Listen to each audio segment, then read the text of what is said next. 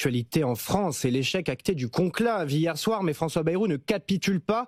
Après 4 mois de négociations et une ultime réunion hier, patronat et syndicats se sont pourtant quittés sur un constat d'échec, mais le Premier ministre veut relancer les discussions. Il convoque les partenaires sociaux ce matin, Caroline Morisseau.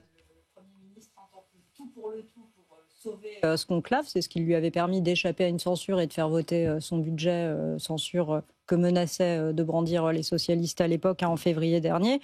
Suite à cet échec, eh bien, la menace de censure revient. Les socialistes brandissent à nouveau cette menace. Le RN attend en embuscade, d'où la volonté du Premier ministre de remettre les partenaires sociaux autour de la table, de faire durer ces discussions et de tenter d'aboutir à un accord.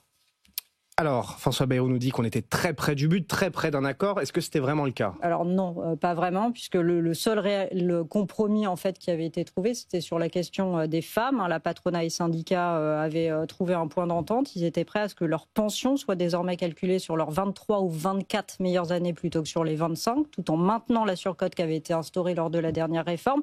Pour le reste, franchement, patronat et syndicats étaient vraiment sur des positions diamétralement opposées. Faute d'obtenir un recul de l'âge de départ à 64 ans, les syndicats voulaient permettre à un maximum de personnes de partir plus tôt, de manière anticipée, carrière hachée, métier pénible, alors que le patronat, lui, voulait au contraire limiter au maximum les départs anticipés pour ne pas gonfler la facture.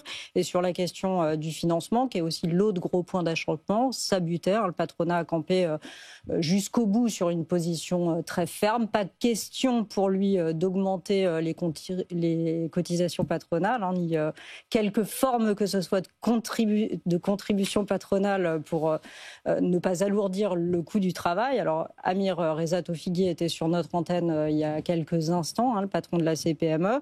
Il dit que oui, il ira à cette réunion à Matignon, que oui, il souhaite un accord, mais tout en insistant sur ces mêmes lignes rouges qui ont fait capoter les discussions. Donc, on voit mal à ce stade quelle pourrait être la voie de passage.